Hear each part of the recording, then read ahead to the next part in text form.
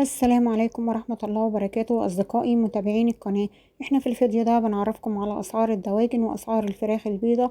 بس ياريت فضلا وليس أمرا نعمل لايك للفيديو واشتراك في القناة عشان يوصل لكم أسعار الدواجن من داخل البورصة، واشتراككم في القناة شرفا كبير لنا. اليوم الخميس 15/8/2024 أسعار الفراخ البيضة.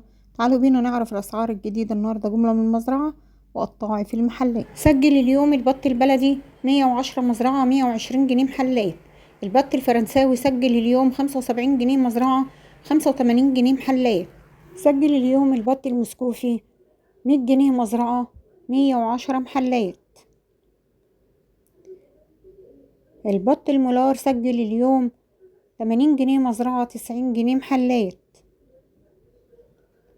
أما جوز الحمام البلدي سجل اليوم 150 جنيه مزرعة 160 جنيه محلات. جوز السمان سجل اليوم 60 جنيه مزرعة 70 جنيه محلات. أما الديك الرومي الأبيض سجل اليوم مزرعة 125 جنيه وبتوصل في المحلات ب135 جنيه. أما الديك الرومي الأسمر سجل اليوم مزرعة 135 جنيه وبتوصل في المحلات ب145 جنيه. أما لحم الأرنب سجل اليوم مزرعة 110 وفي المحلات ب120 جنيه.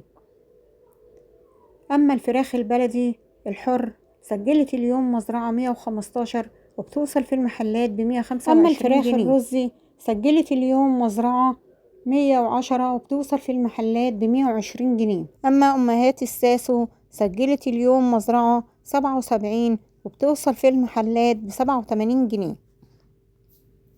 أما الفراخ الساسو سجلت اليوم مزرعة 110 وبتوصل في المحلات ب120 جنيه. أما أمهات الأبيض سجلت اليوم مزرعة 60 جنيه وبتوصل في المحلات ب68 جنيه. أما الفراخ البيضة في انخفاض كبير في الفراخ البيضة. التنفيذ النهاردة 68 جنيه وبتوصل في المحلات ب78 جنيه.